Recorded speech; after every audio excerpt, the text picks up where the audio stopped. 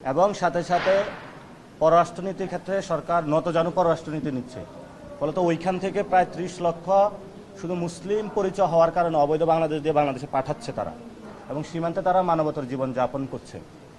একই ধারাবাহিকতায় জিয়াউর রহমানের শাসন আমলে যেটা হয়েছিল, সীমান্তের ওই পাড়ে থেকে জিয়াউর রহমানকে ডিস্টার্ব করেছিল, সেই ক্ষেত্রে একই ধারাবাহিকতা সেখানে শেখ হাসিনা থেকে বাংলাদেশে হলো আওয়ামী লীগকে মাঠে নামানোর চেষ্টা করছে এবং সীমান্ত উত্তেজনা বিরাজ করছে।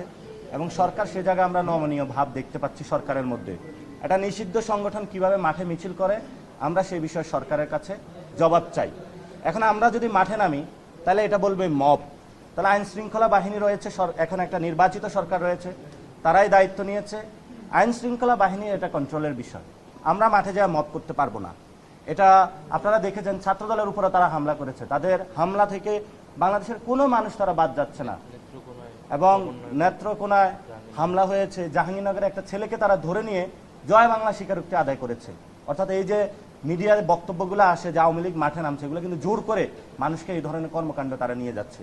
ফলত সরকারি জায়গায় নমনীয় আওয়ামী লীগের ক্ষেত্রে আমরা দেখতে পাচ্ছি। আশা করি সরকার আওয়ামী লীগের ক্ষেত্রে সুষ্ঠু পদক্ষেপ নেবে, যাতে জিয়াউর রহমানের শাসনামলে যেভাবে আওয়ামী লীগ আবার নতুনভাবে নিজেদের পুনর্জীবন লাভ করেছিল পরে, এবং খালেদা জিয়ার যে অত্যাচারের নিপীড়নের মধ্য দিয়ে তাকে নিয়েছে, এই ধরনের ব্যবস্থার মধ্য দিয়ে ভবিষ্যতে বাংলাদেশের জনগণকে তারা হুমকির মধ্যে না ফেলে দৃষ্টান্তমূলক তাদের শাস্তি বাংলাদেশে যাতে হয়, আর যাতে তারা বাংলাদেশে কখনো 1400 ভাই বোনকে খুনের কোনো সিদ্ধান্ত না নিতে পারে, সাহস করতে না পারে।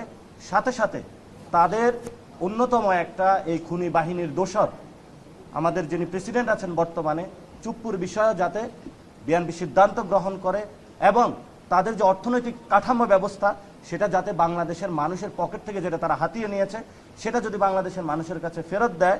এবং মিডিয়া সেক্টরে অনেক আওয়ামী লীগের অনেক জায়গায় আমরা দেখতে পাচ্ছি, আনিস আলমগীর থেকে তারাও কথা বলছে, এই ধরনের কর্তা ব্যক্তিদের যদি ব্যবস্থা নেয় তাহলে এটা সমাধান হবে। আমাদেরকে দোষ দিয়ে লাভ নাই। এনসিপি আমরা সর্বদা আওয়ামী লীগের বিচার চাই, এবং আমরা তাদের গণহত্যা তারা যেটা বাংলাদেশে ঘটিয়েছে এটা বাংলাদেশের মানুষের সাথে ঐক্যবদ্ধভাবে এই বাংলার মাটিতে আমরা তাদের বিচার করে ছাড়বো ইনশাআল্লাহ। সরকার যদি কম্প্রোমাইজে যায়, আমরা এই জায়গায় কম্প্রোমাইজে যাব না। আমরা অবস্থা পর্যবেক্ষণ করছি, যদি সরকার এই ক্ষেত্রে তাদের সাথে একদম গলায় গলা মিলিয়ে দেয়, তখন আমাদের এই আহ্বান থেকে, জনগণের ঐক্যবদ্ধ লড়াই থেকে আওয়ামী লীগ দোষর কেউ রক্ষা পাবে না ইনশাআল্লাহ। আমি সীমান্তে গিয়েছিলাম, এই যে চিটাগংয়ে এখন বৃষ্টি হচ্ছে, সীমান্তে হলেও বৃষ্টি হচ্ছে, এবং এই বৃষ্টির মধ্যে ধান খেতে হলে পানি এসেছে, এবং ওই মানবতর জীবনযাপন করছে মানুষগুলো সেখানে, তারা বাংলাদেশিদের কাছে পানি চাচ্ছে, বিস্কিট চাচ্ছে, বাচ্চা বাচ্চা সন্তান নিয়ে তারা সীমান্তে পড়ে রয়েছে শূন্য রেখায়। তো এটা পুরো দক্ষিণ এশিয়াতে একটা অশান্ত পরিস্থিতি সৃষ্টি করছে ভারত। এবং এখানে যে 3 জন মন্ত্রী বক্তব্য দিয়েছে, একজন উপদেষ্টা সহ সরকারের, এটা বাংলাদেশের মানুষের কোনো কণ্ঠস্বর না, জুলাই অভ্যুত্থানের কোনো আকাঙ্ক্ষা না। উনি বলেছেন বর্ডার কিলিং না, এটা স্পষ্টত বর্ডার কিলিং যদি সীমান্তে হত্যা হয়। এবং তারা দিল্লিকে 12টা চিঠি দিয়েছে, কই একটা চিঠিরও তো জবাব আসে না।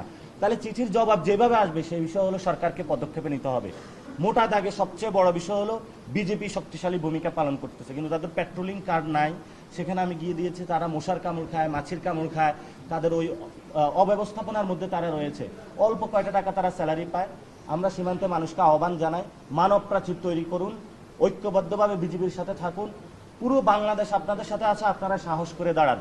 বাংলাদেশের এই দেশপ্রেমিক যে বাহিনী, সেই বিডিআরের যেভাবে ভূমিকা ছিল, এই বিজেপিকে আমরা সেই ভূমিকা চাই ইনশাল্লাহ। আমাদের সার্বভৌমত্ব, আমরা 18 কোটি মানুষ আছে, আমাদের রক্ত আছে, আমাদের স্পৃহা আছে, আমরা রক্ষা করতে পারবো 71-এর মতন ইনশাআল্লাহ। শেখ হাসিনাকে পাঠানোর জন্য কি সীমান্ত উত্তেজনা আছে?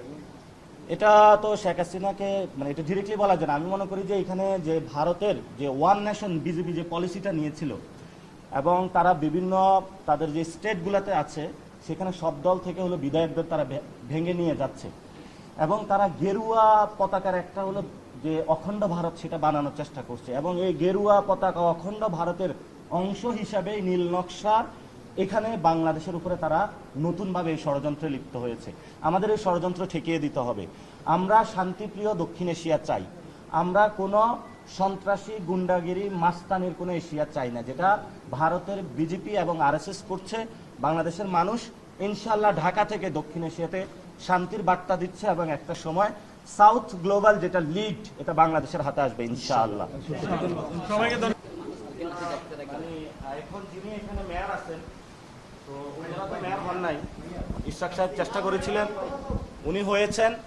তো অনেক জায়গার প্রশাসক মেয়র একটা জগা খিচুড়ি অবস্থা, এবং আমরা ইতিমধ্যে দেখছি ঘাসের উপরে হলে কেচি চলে, ঘাসের মধ্যে চলে না। দেখছেন ভিডিওটা কেউ? এবং অ্যাম্বুলেন্স নিয়ে আমরা এখানে লড়াই করেছি যে অ্যাম্বুলেন্সের ভাড়া বৃদ্ধিকরণ, এবং এর আগেও গ্রাফিতি নিয়ে এখানে চিটংয়ের সাহসী বাইরা হলো দাঁড়িয়েছে, জুলাইকে তারা মুছতে দিবে না। তো এই জন্য হলে বিক্ষিপ্ত বক্তব্য দিয়ে চিটংকে আশা করি উনি অশান্ত করবেন না। এবং অনেক বাচ্চা বাচ্চা পোলাপান আয়সা বলে তা আমার কাছে হলো মেয়র হলো আমার রুমে যায় বসে থাকতো, আগে হলো আমার বাসায় যায় হলো বলতো যে কেমনে মেয়রশিপ পাবে, কেমনে কোথায় কি করবে। তো উনিও রেসপেক্টেবল রাজনীতি করুক, আমরাও রেসপেক্টেবল রাজনীতি করি, এবং এখানে জনগণ তাদের ভোট দিয়ে নির্বাচিত করবে। এটা জনগণের সিদ্ধান্ত, এটা উনি সিদ্ধান্ত নেবে না। প্রার্থী যেখান থেকে হোক, নির্বাচন কমিশনের যে নিয়মাদি রয়েছে, এখানে যদি ভোটার হয় এবং জনগণ যদি তাকে ভোট দিয়ে নির্বাচিত করে, সেখানে কে কি বললো এই বিষয় বক্তব্যগুলো আমরা নিচ্ছি না।